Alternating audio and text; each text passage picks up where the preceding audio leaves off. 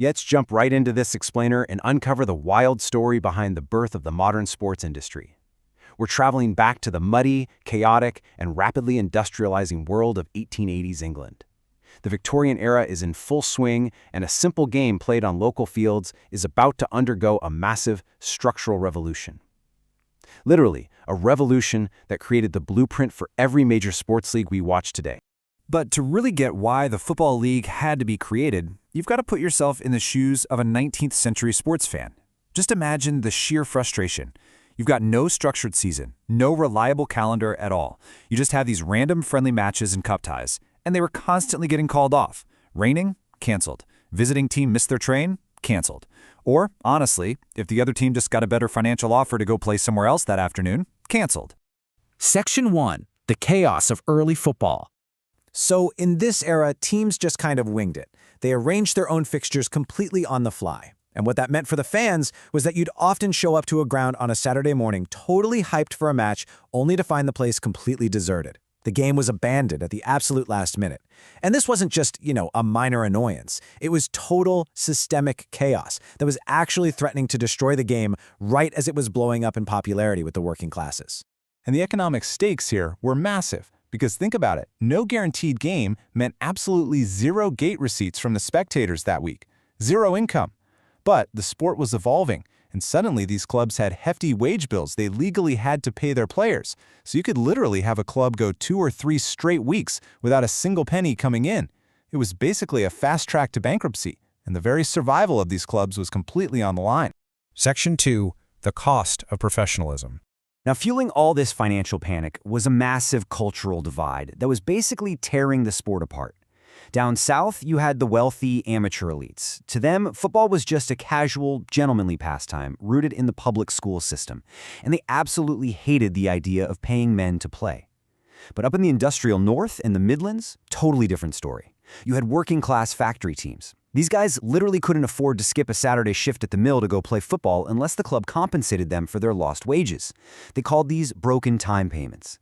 So these industrial clubs were secretly paying players to attract top talent, and they desperately relied on those gate receipts just to make the math work.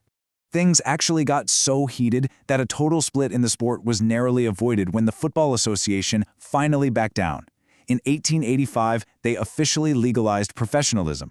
But here's the catch, and it's a big one. Once paying players was totally legal and above board, clubs had guaranteed fixed expenses. So that old chaotic system of canceled friendly matches, it was no longer just a headache for the fans, it was a completely lethal business model for the owners.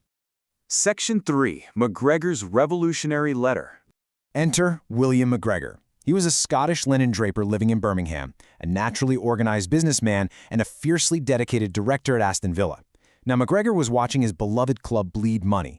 They had just suffered through 5 straight canceled matches on consecutive Saturdays. As a practical man, he finally just decided enough was enough. He had to take matters into his own hands. So, on March 2nd, 1888, McGregor sits down and sends this absolutely legendary letter to the committees of the top clubs at the time, teams like Blackburn Rovers, Bolton, and Preston, and he proposes a wonderfully simple, yet totally revolutionary idea. He basically says, hey, what if 10 or 12 of us get together and actually lock in guaranteed home and away fixtures for an entire season? It would guarantee the matches, guarantee the crowds, and most importantly, save professional football from going broke. Section 4. Forging the Football League. What happened next was just a blur. Look at how incredibly fast they moved here. Just 3 weeks after he sent that initial letter, they're already meeting up at Anderton's Hotel in London. Less than a month after that, they finalized the whole thing at the Royal Hotel in Manchester. And by September 8th of that same year, the very first organized league matches are actually kicking off. They literally went from a frustrated guy writing a letter to launching a revolutionary new era of global sports in just 6 months. Insane, right? Of course, getting there involved some debate, especially about what to actually name the thing.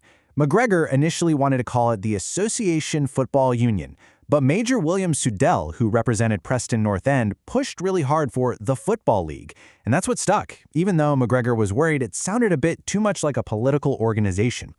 What's also super interesting here is that they very intentionally left the word English out of the name. They wanted to keep the door wide open just in case Scottish clubs wanted to join up down the line. Now, if you look at the 12 founding clubs, there is a massive, glaring geographic divide. You've got 6 clubs from the industrial powerhouse of Lancashire and 6 from the Midlands. But from the south of England, 0. Absolutely none. Not a single southern club was invited, and that's purely because professional football simply did not exist south of Birmingham at that time. The southern amateur elites wanted absolutely no part of this new, money-driven professional setup. But to make this new league actually work, they couldn't just invent a schedule. They literally had to invent the foundational business rules of modern sports. They brought in strict rules, like only allowing one club per town, so they wouldn't cannibalize local fan bases. They set up the point system we still recognize the roots of today: 2 points for a win, 1 for a draw. But the absolute game changer? Mandatory gate sharing. This meant teams shared the ticket revenue, which ensured financial parity, kept the smaller clubs afloat, and effectively birthed the sustainable sports business model. Section 5. The First Invincibles. So September 8th, 1888 rolls around, and this grand experiment finally becomes a reality. 5 matches kick off simultaneously. Up at Pikes Lane, Bolton Wanderers' Kenny Davenport makes history by scoring the first-ever league goal against Derby County. And man, these early games were wild, averaging over 4 goals a match. The era of the modern football spectacle had officially arrived. But amidst all that scoring, there was one team that was just quietly building an absolute fortress. 0. That is the exact number of matches lost by Preston North End during that entire first league campaign. 0. They quickly became known as the Old Invincibles. Managed by Major William Sudell, Preston North End just utterly dominated everyone else. Sudell was brilliant. He legally enticed all these top Scottish players down south by promising them highly paid jobs in the local mills. He took the sport from being this chaotic, vigorous exercise and turned it into a highly tactical science. They won the title with 40 points. They scored a staggering 74 goals and only conceded 15 all season, with John Goodall netting 21 of them himself. And to top the whole thing off, they won the FA Cup that same year without conceding a single goal in the entire tournament.